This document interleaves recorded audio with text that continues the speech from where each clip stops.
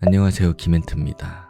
25년을 마무리하면서 올해 활동 기록을 남겨봅니다. 4월부터 12월까지 서울대공원 인플루언서 홍보대사로 활동했습니다. 기수로는 1기고요. 그 전에는 시민 서포터즈로 운영됐던 걸로 알고 있습니다. 선정 방식은 정확히 잘 모르겠는데 저는 따로 연락을 받았고요. 저 포함해서 총 6분이 같은 기수로 활동했어요. 아쉽게도 실제로는 못 뵀습니다. 1기 분들 추후 활동도 응원하겠습니다. 활동은 각자 전공에 맞게 역할이 나뉘었고 사진, 영상, 홍보 등이 있었는데 저는 그 중에서 그림을 맡았습니다. 그러니까 서울대공원에 있는 동물을 그리는 일이었어요. 일도 하고 재미도 있고 얼마나 달마다 부여되는 주제는 있었는데 그 외에는 자율성이 높은 편이라서 목표를 시질각 드로잉과 페인팅으로 잡았어요. 여건상 디테일하게 그리기는 어려웠습니다. 딱 한 작이라면 할 수 있겠다 싶긴 한데 매달 컨텐츠를 2건씩 진행해야 되니까 속도랑 효율이 더 중요하더라고요. 건당 페이도 무시할 수는 없지만 원래 동물 그리는 걸 좋아했기 때문에 마다할 이유가 전혀 없었습니다. 처음에는 목탄 드로잉 한 장하고 아트셋 페인팅 한 장, 각 작업을 20초짜리 영상으로 만들어서 원본하고 함께 제출했습니다. 근데 하다 보니까 목탄 드로잉이 상대적으로 인기가 높지 않아서 조회수가 좀 저조하더라고요. 그래서 방향을 바꿔서 아트셋 페인팅에 손이 나오는 영상 촬영으로 변경해서 진행했습니다.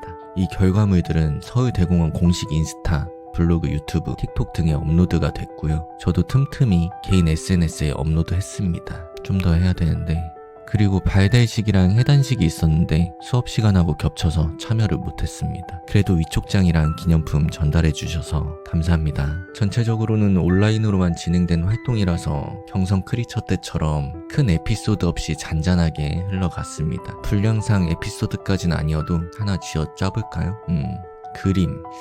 러프한 작업으로 일을 할 때 장단점이 있습니다. 단점은 보통 러프한 느낌이 좋아서 일이 들어오는데 막상 작업에 들어가면 더 정밀한 표현을 원하실 때가 많거든요. 아무래도 상업미술은 조금 더 명확성을 띄어야 되기 때문에 방향성이 살짝 다를 수 있습니다. 중간에 컨셉이 흔들리면 시간이 배로 걸리고 어중간해질 수 있기 때문에 평소에 작업하듯이 짧은 시간 안에 만들어내기는 어려운 점이 단점이라면 단점일 수 있고, 장점은 이런 일들을 통해서 중간 지점을 자연스럽게 찾게 되고요. 상업이나 회화나 그런 사각지대, 서로 호환이 덜 되는 빈틈을 보완할 수 있다는 점이 장점인 것 같습니다. 여러 가지 패턴을 통해서 그림체를 만들어 놓으면 일하기는 편하죠. 전체적으로 힐링되는 작업이었고요. 다음에는 더 러프한 작업을 많이 해보고 싶습니다. 사실 디테일하고 사실적이고 입체적인 그림도 좋아하는데 러프한 작업은 제가 주력으로 활용하는 장르이기도 해서 믿고 전적으로 맡겨주시면 더 잘할 수 있을 것 같아요. 자기 PR 끝. 그리고 서울대공원 관련해서 가끔 안 좋은 기사도 뜨고 하는데 제가 전달받은 바로는 기사 내용이랑 조금 다른 부분도 있었고요. 평소에 사육사분들이 동물을 굉장히 신경 쓰고 세심하게 챙겨주신다고 합니다.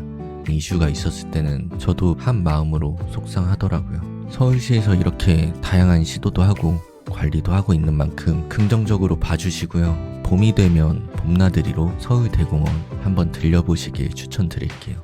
올해는 내실을 다지기 위해서 전체 커리큘럼 보완이랑 개인작 그리고 출간했던 책들 수정하고 마지막 3권 내는 게 목표였는데요. 26년도로 미루게 됐습니다. 그래서 26년도는 특별한 외주 일이 없으면 개인 그림에만 집중하는 한 해로 목표를 잡았고요. 그 과정을 유튜브에 활발히 업로드하면 좋을 텐데 편집이 꽤 일이기 때문에 쉽지가 않네요. 그러니까 너무 기대는 하지 마시고요. 결과로 나타나겠습니다. 여러분들은 올해 어떻게 보내셨는지 궁금하네요. 올 한 해 정말 고생 많으셨고요. 다음 해에 불특정하게 나타나서 또 뵙겠습니다. 감사합니다. 미리 새해 복 많이 받으세요.